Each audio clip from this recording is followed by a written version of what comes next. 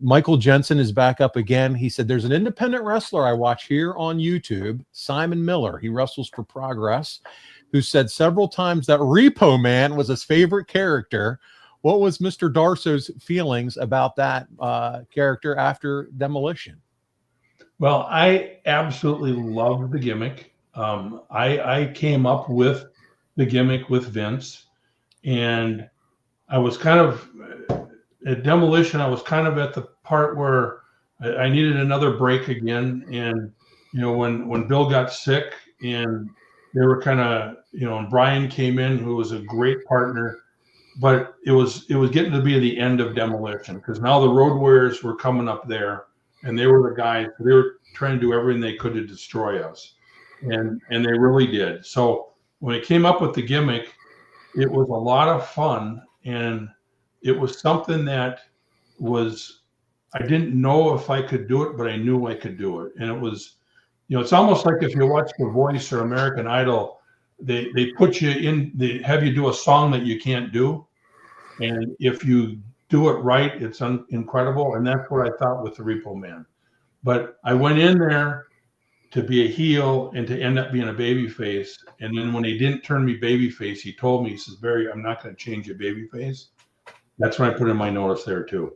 So it was, once again, the promoter said what they were going to do and didn't come through with it. But I thought the Repo Man would have been a really good babyface deal at the end. And it showcased your ability to add another dimension or layer into your personality and show it to the audience. I was acting big time. Yeah. It was so cool. What'd you think, Arn? Did you ever get to check him out when he was the Repo Man at all? Oh yeah, absolutely. Yeah. And you know my feelings on everything. In this business, you can have a 7-foot tall guy that's got a great body, or you can have a guy that's just so handsome he can't be denied, or any number of variables that will help a guy get over. The one thing I put on top of the list is if a guy can work and then he can talk, he can't be denied.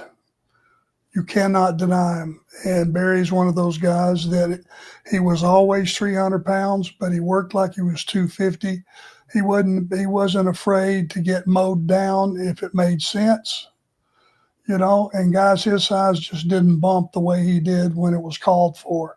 And that's the reason he had the longevity and all the different characters that he had.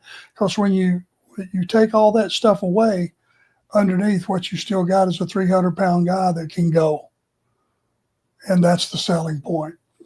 Well, and what was great about that was when I talked to Vince, when we came up with the whole thing, I said, Vince, I'm not here to be a top guy.